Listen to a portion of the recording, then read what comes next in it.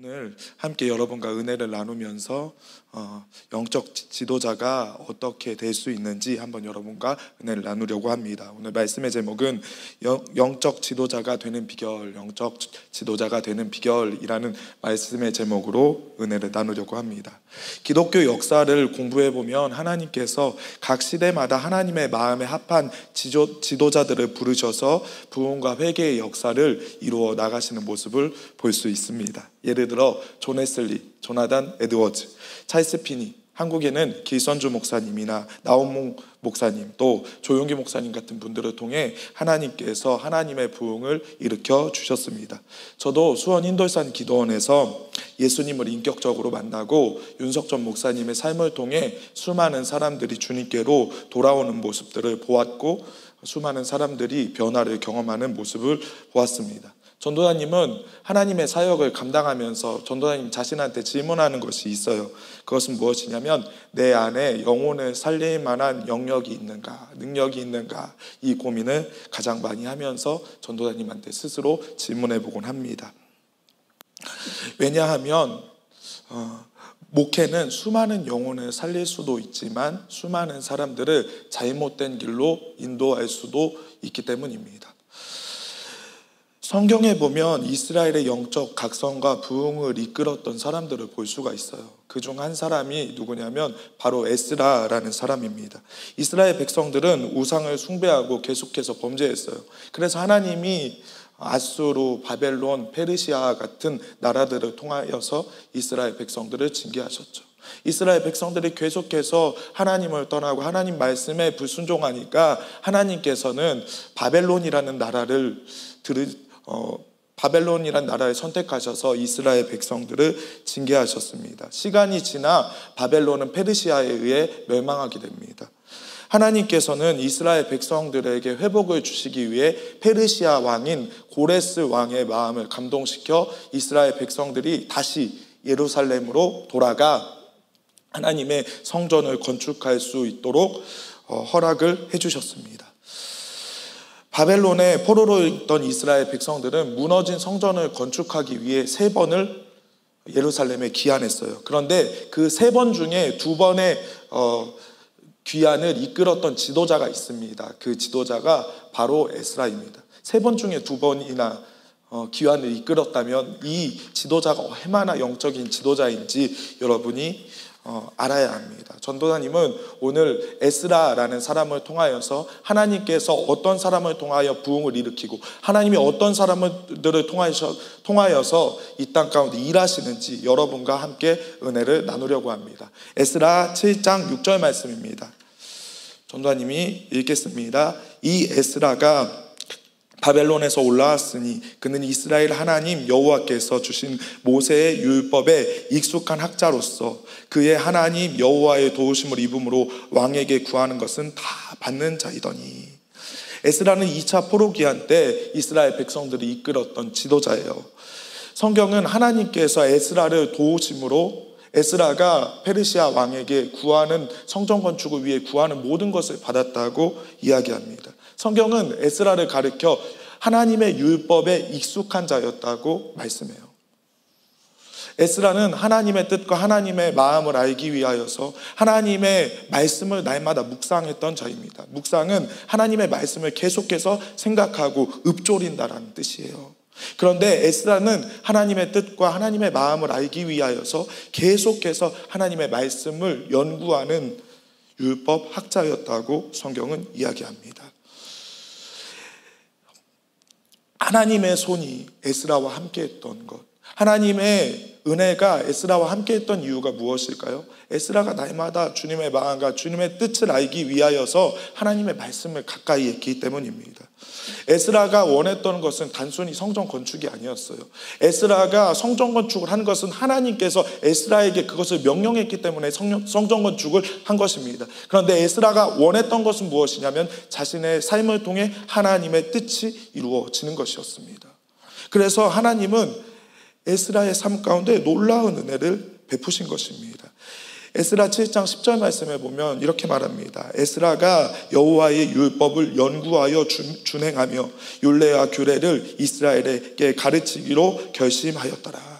하나님께서는 에스라를 통하여서 이스라엘의 영적 각성과 또 성전 건축을 일으키셨습니다. 그런데 하나님이 에스라를 쓰신 이유는 무엇이냐면 에스라가 말씀을 연구하는 것에 그치지 않고 하나님의 말씀을 준행하며 가르쳤기 때문이라고 이야기합니다.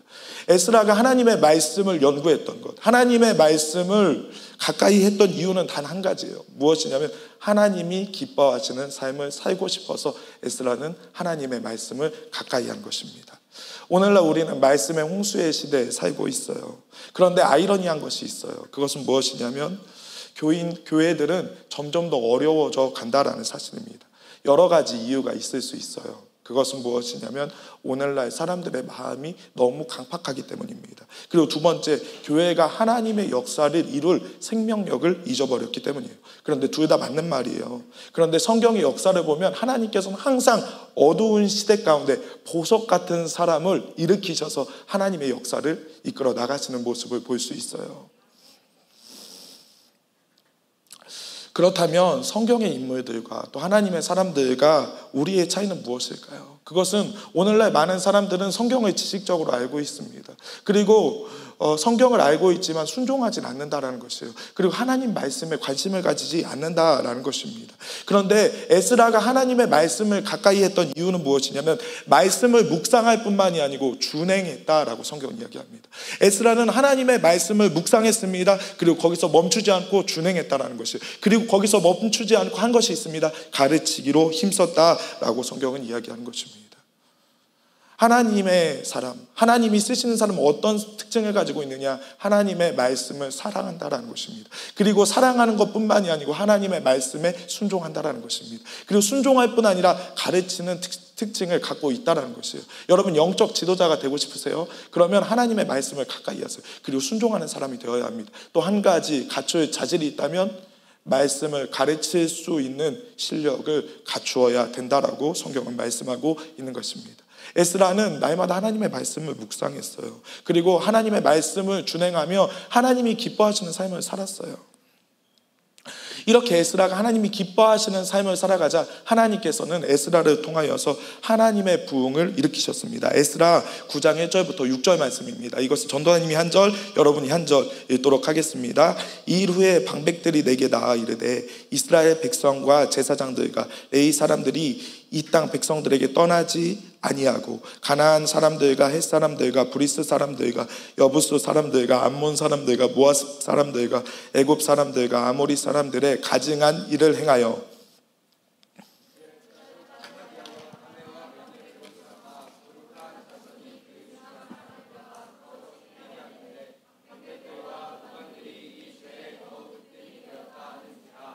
내가 이 일을 듣고 속옷과 겉옷을 찢고 머리털과 수염을 뜯으며 기가 막혀 앉으니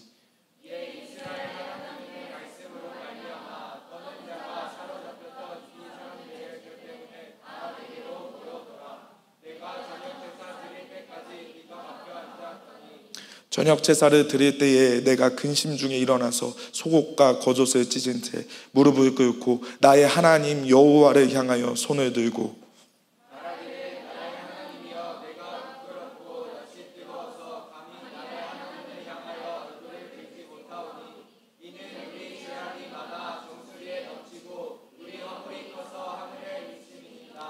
아멘. 에스라는 성전을 건축하고 있던 이스라엘 백성들이 이방인과 결혼하여 하나님께 죄를 범하는 모습을 보았습니다. 영적인 순결을 잊어먹었다라는 것입니다. 그런데 그 모습을 보면서 에스라는 옷을 찢는데 속옷과 겉옷을 찢었다고 이야기합니다. 그리고 머리털을 뽑았고 수염을 뽑았대요. 죄악 가운데 있는 이스라엘 백성들을 보면서 에스라는 통곡하는 것입니다. 하나님, 저들은 하나님의 자녀들인데 저들은 죄악 가운데 가고 있습니다. 하나님, 저들이 죄를 깨닫고 주님께로 돌이키게 도와주옵소서 하면서 통곡하는 것입니다. 그리고 이스라엘 백성들을 위하여 중보하는 모습을 볼 수 있습니다. 그런데 놀라운 사실이 있어요. 에스라가 이렇게 자신의 겉옷을 찢고 속옷을 찢고 수염을 빼면서 또 머리털을 뽑으면서 하나님께 탄식하면서 기도하자 그 기도하는 에스라를 통하여 하나님의 부흥이 임하는 것입니다. 이렇게 에스라가 막 통곡하면서 회개하기 시작하자 이스라엘의 회중 가운데 회개의 영이 임했다고 성경은 말합니다. 에스라 10장 1절부터 3절입니다. 전도사님이 한 절, 여러분이 한 절 읽겠습니다. 에스라가 하나님의 성전 앞에 엎드려 울며 기도하여 죄를 자복할 때에 많은 백성이 크게 통곡하며 이스라엘 중에서 백성의 남녀와 어린아이의 큰 무리가 그 앞에 모인지라.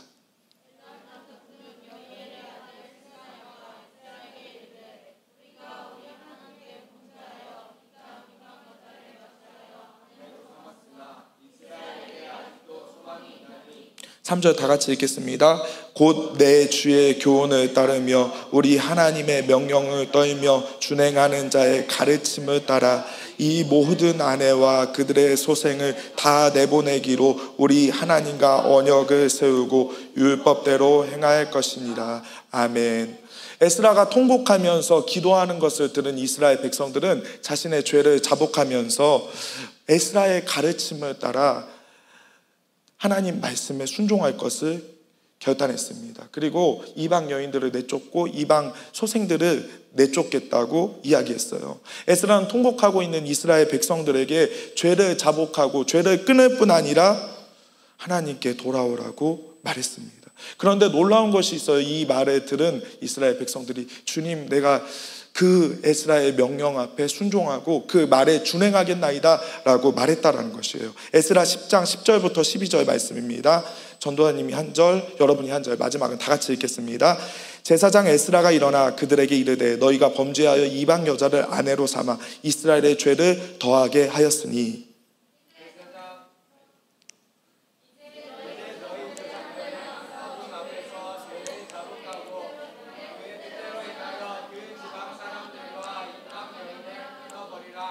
12절 다 같이 읽겠습니다. 모든 회중이 큰 소리로 대답하여 이르되 당신의 말씀대로 우리가 행할 것이니라 하니. 아멘. 이스라엘 백성들의 죄를 위하여 에스라가 막 통곡하면서 중보하기 시작하는 것이에요. 하나님, 저들의 죄를 용서해 주세요. 하나님, 우리 백성을 긍휼히 여겨주세요. 하나님의 백성들이 영적으로 더럽혀졌어요. 하나님 용서해 주세요. 막 회개하면서 기도하자. 회중들 가운데 회개의 영이 회중들 가운데 강타하는 것이에요. 그 말을 듣고 이스라엘 백성들은 에스라에게 이렇게 고백하는 것이에요. 내가 에스라가 명령한 대로 우리 모든 무리가 준행하겠습니다. 우리가 하나님께로 돌이키겠습니다. 죄를 버리겠습니다 라고 고백하는 것입니다. 사랑하는 여러분, 전도사님은 이 에스라의 놀라운 영적 부흥을 보면서 내가 이렇게 쓰임받았으면 좋겠다. 그리고 우리 청소년들이 이 시대 가운데 이렇게 쓰임받는 부흥의 불쏘시개가 되었으면 좋겠다라는 생각을 했습니다. 하나님께서 에스라를 통하여 이스라엘의 영적 각성을 일으키신 이유는 무엇입니까? 에스라가 하나님의 말씀을 묵상하고 준행하며 하나님이 기뻐하시는 삶을 살기를 원했기 때문입니다. 여러분이 원하는 것은 뭐예요? 왜 우리 교회에서 매일 이 큐티를 강조하는 줄 아세요? 그것은 무엇이냐면 하나님의 말씀을 가까이 할 때 우리 삶이 거룩해질 수 있고 우리 삶이 거룩해질 때 주님이 그 사람을 통하여 하나님의 역사를 이루기 때문이에요. 그래서 하나님은 하나님의 말씀을 가까이 하는 사람을 쓰시는 것이에요. 근데 놀라운 게 있어요. 이 일이 일어났던 것은 에스라가 2차 포로기한 때 이런 회개의 역사가 일어났는데, 놀라운 것은 에스라가 느헤미야와 함께 3차 포로기한을 또 하는데 3차 포로기한 때에도 동일하게 에스라를 통하여서 이스라엘의 영적 부흥이 임했다는 사실이에요. 한번 볼까요? 느헤미야 8장 8절부터 9절, 전도사님이 한 절, 여러분이 한 절 읽겠습니다. 하나님의 율법책을 낭독하고 그 뜻을 해석하여 백성에게 그 낭독하는 것을 다 깨닫게 하니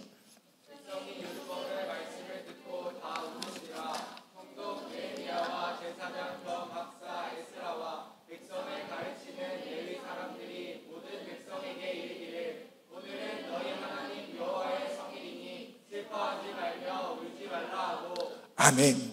3차 포로기한은 느헤미야가 이스라엘의 무너진 성벽을 건축하려고 바벨론에서 예루살렘으로 귀환한 내용이에요. 그런데 느헤미야와 이스라엘 백성들이 성벽 건축을 마무리하고 수문화 광장에 모였는데, 이때 에스라는 하나님을 송축하고 몸을 굽혀 하나님을 경배했어요. 하나님을 찬양했어요. 그리고 에스라가 하나님의 말씀을 이스라엘 백성들에게 읽어주면서 그 말씀을 풀어줬는데 그 말씀을 듣고 이스라엘 백성들이 엉엉 울기 시작하는 것이에요. 그리고 놀라운 일이 일어나요. 무너졌던 절기, 무너졌던 예배가 이 에스라의 부흥운동을 통하여서 다시 임하는 모습을 볼 수가 있고 초막절이 회복되는 모습을 볼 수가 있습니다. 그뿐 아니에요. 또 이스라엘 백성들 가운데 회개의 영이 강타해요. 회개의 영이 강력하게 강타해서 이스라엘 백성들이 회개하기 시작해요. 그리고 죄를 버리는 거예요. 느헤미야 9장 1절부터 3절 말씀입니다. 전도사님이 한 절, 여러분이 한 절, 마지막은 다 같이 읽겠습니다. 그달 스무 나흘 날에 이스라엘 자손이 다 모여 금식하며 굵은 베옷을 입고 티끌에 무릅쓰고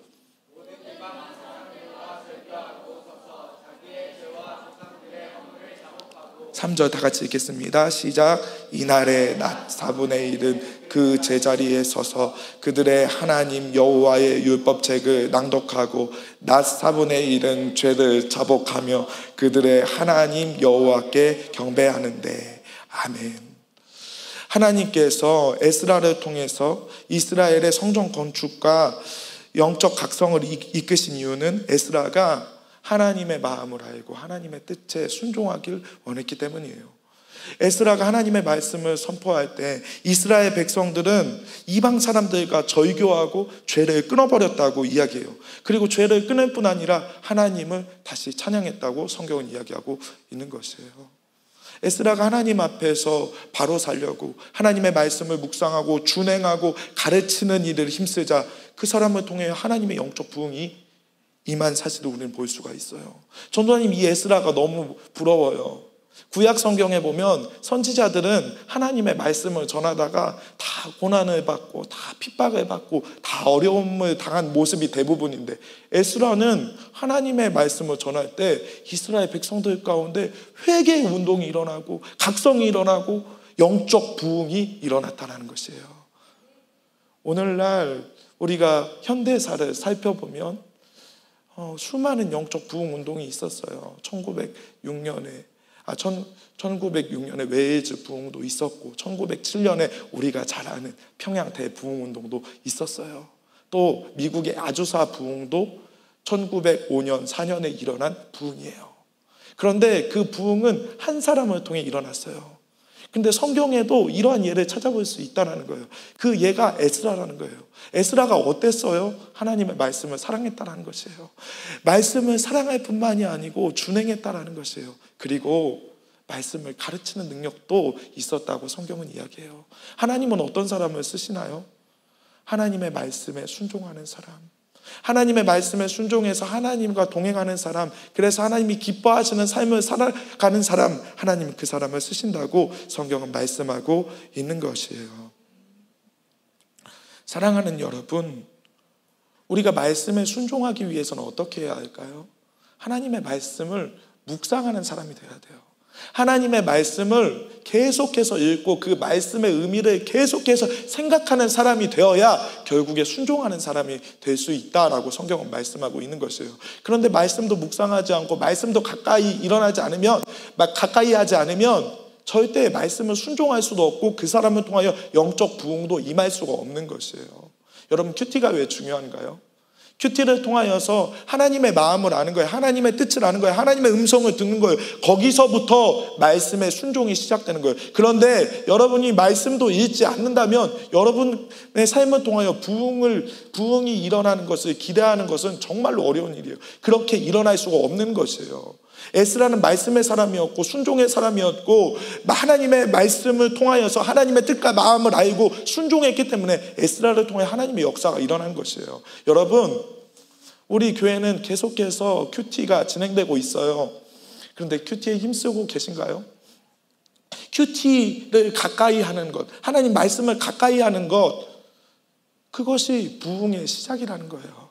전도사님도 감사한 것은 새롭게 또 큐티를 시작하면서 새롭게 큐티를 시작한 친구들이 있어요. 그런데 전반기에는 열심히 했는데 후반기에는 또 안 하는 친구들이 있고, 전반기에는 열심히 안 했는데 후반기에 새로운 마음으로 열심히 하는 친구들이 있어요. 전도사님이 그것들을 보면서 참 많이 놀라는 것이 있어요. 그것은 무엇이냐면, 말씀을 계속해서 가까이 하니까 자신의 입으로 이렇게 고백하더라고요. 말씀을 읽는 게 너무 재밌다라는 것이에요.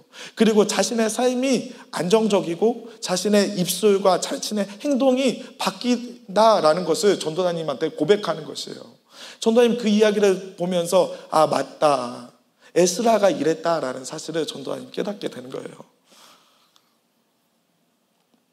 사랑하는 여러분, 하나님의 말씀을 계속해서 읽고 그 말씀의 의미를 계속해서 생각할 때 우리의 삶이 변한다고 성경은 말하고 있어요. 디모데후서 3장 16절 말씀에 보면 이렇게 말해요. 모든 성경은 하나님의 감동으로 된 것으로 교훈과 책망과 바르게 함과 의로 교육하기에 유익하니. 하나님의 말씀은 우리의 삶을 변화시키고 우리의 삶을 거룩하게 해요. 왜 그럴까요?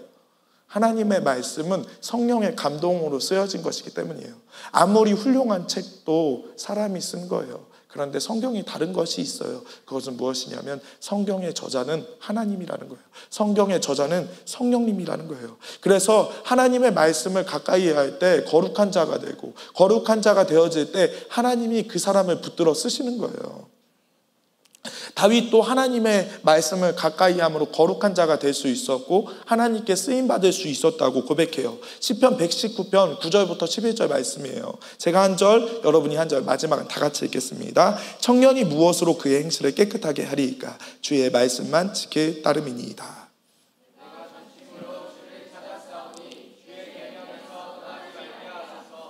내가 주께 범죄하지 아니하려 하여 주의 말씀을 내 마음에 두었나이다. 성경은 말해요. 청년이 무엇으로 자기 행실을 깨끗하게 할 수 있을까? 오직 주의 말씀만 따를 뿐이니이다. 다윗이 이렇게 고백하는 거예요. 내가 전심으로 주를 찾았사오나 주의 계명에서 떠나지 말게 하소서. 여러분, 기도에도 그 기도 속에 말씀이 없다면 하나님께 크게 쓰임받을 수 없어요. 믿음의 사람들을 보면 말씀을 붙들고 기도하기 시작했어요. 말씀을 붙들고 자신의 죄를 깨달았고 자신의 모습을 깨닫고 그 말씀을 붙들고 회개하기 시작했어요. 우리가 잘 아는 다니엘도 예레미야의 예언을 읽고 포로 생활 70년이 되면 하나님이 해방시켜 주신다는 소식을 글을 읽고 예레미야가 그 말씀을 붙잡고 기도하기 시작하잖아요. 그런 다니엘에게 하나님이 환상을 보여주시는 모습을 볼 수 있어요. 다윗은 이렇게 고백하는 거예요. 내가 주께 범죄하지 아니하려 하여 주의 말씀을 내 마음에 두었나이다. 여러분이 말씀을 가까이 할 때 거룩한 삶을 살 수가 있어요. 왜냐하면 하나님의 말씀이 여러분의 삶을 지켜주는 거예요. 여러분 죄악 가운데 걸어가려고 할 때 하나님의 말씀이 야 그거 아니야, 그거 하나님이 주신 생각 아니야, 하나님이 기뻐하시는 생각 아니야, 그 생각을 받아들이면 안 돼 라고 하나님의 말씀이 우리의 삶을, 우리의 마음을 주장하는 거예요. 다윗이 하나님께 쓰임받을 수 있었던 이유, 그것은 다윗이 날마다 하나님의 말씀을 가까이 함으로 그 의미를 생각했을 뿐만이 아니고 하나님의 말씀에 순종하는 삶을 살았기 때문이라고 성경은 말해요. 다윗은 죽음을 앞에 두고 아들 솔로몬을 불러놓고 솔로몬에게 유언하는 내용도 이것이에요. 너희가 모세의 율법에 기록한 대로 솔로몬아 지켜 행하라. 그러면 너의 삶이 형통하게 될 것이라고 이야기해요. 이 다윗의 명령을 기억하고 솔로몬 초반에는 솔로몬이 하나님을 경외하고 하나님의 말씀에 순종하는 삶을 살아가요. 그런데 시간이 지날수록 솔로몬이 하나님 말씀을 버리고 자신의 생각을 붙드니까 솔로몬이 나중에는 타락하게 되고 솔로몬이 이방 여인들과 더불어 결혼함으로 이스라엘 가운데 우상 숭배가 만연하게 되었다고 성경은 기록해요. 여러분, 왜 다윗이 솔로몬에게 하나님의 말씀을 주야로 묵상하라고 했을까요? 그리고 하나님의 말씀을 지켜 행하라고 했을까요? 그것이 다윗이 쓰임받을 수 있었던 최고의 비결이었기 때문이라고 성경은 말씀하고 있는 거예요. 하나님께서는 말씀을 읽고 듣고 지키는 자를 통하여 일하세요. 그래서 요한계시록 1장 3절에 이렇게 말해요. 이 예언의 말씀을 읽는 자와 듣는 자와 그 가운데 기록한 것을 지키는 자는 복이 있다. 사도 요한은 예언의 말씀을 읽고 듣고 지키는 자가 복이 있다고 말씀해요. 성경은 읽을 때뿐 아니라 순종할 때 그 복이 우리의 삶 가운데 임하는 거예요. 여러분, 말씀을 읽고 그 말씀을 가까이 할 뿐만이 아니고 말씀을 준행하는 사람을 통하여서 하나님은 일하시는 거죠. 모세도 똑같았고 에스라도 똑같았고 성경의 위인들을 보면 하나님의 말씀을 가까이 했던 사람이에요. 그래서 그 말씀이 그들의 삶을 지도하고 그 말씀이 그들의 삶을 이끌어서 하나님께 쓰임받는 사람이 될 수 있었던 거예요. 우리가 잘 알고 있는 한국 최초의 선교사, 우리 한나 전도사님이 한번 예전에 설교하면서 이야기했었는데 누군지 혹시 아시나요? 토마스 선교사요.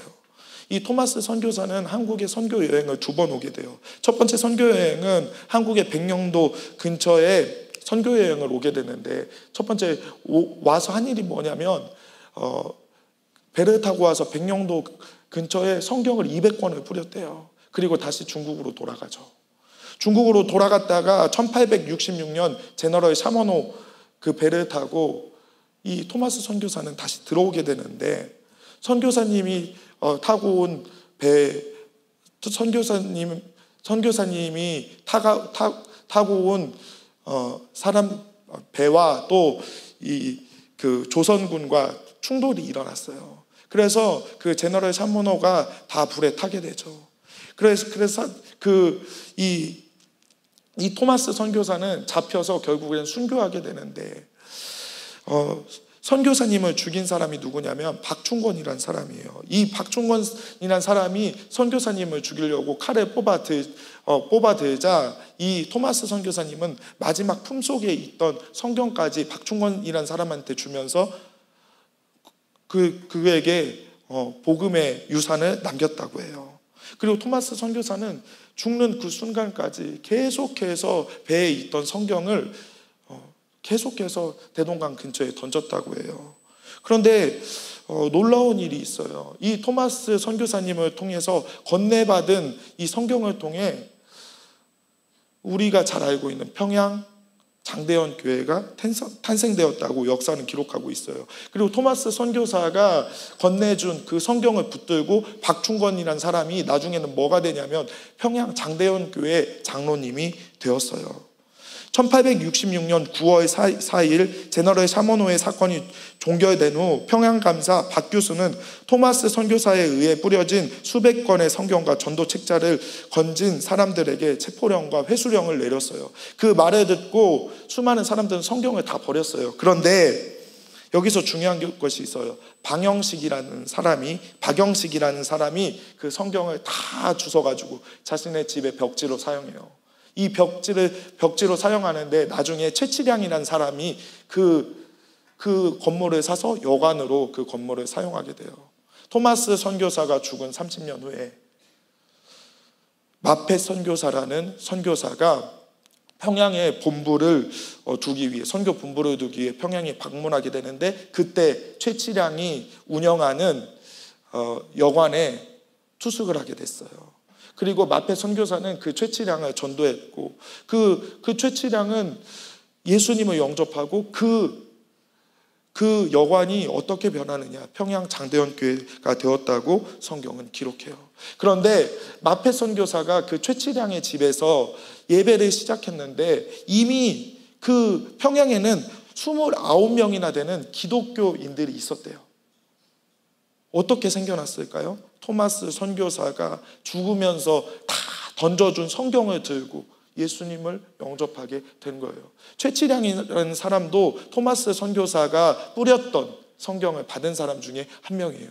이 최치량이라는 사람은 이 평양 장대원 교회 개척 멤버가 됐고, 박춘순라는 토마스 선교사를 죽였던 이 사람은 평양 장대원 교회 장로님이 되었어요. 그래서 이 평양 장대원 교회를 통하여서 이 한국 땅에 부흥의 불이 번졌잖아요. 평양 장대원 교회에서 했던 것도 부흥에도 맞지만 하나님의 말씀을 깊이 연구하다가 부흥이 평양 장대원 교회 가운데 터졌어요. 말씀을 읽는데 그 말씀에 자신을 비춰보니까 자신의 죄가 보이는 거예요. 그래서 길선주라는 그 당시 장로님이, 길선주라는 사람이 자신의 죄를 자복하죠. 그 회개의 고백을 들은 사람들이 여기저기서 회개하기 시작하는데 그 회개의 영이 한국을 강타해서 이 한국이 오늘날 비효율적으로 선교사를 가장 많이 파송한 하나님이 쓰시는 국가가 될 수 있었던 거예요. 어디서부터 우리나라의 부흥이 시작됐을까요?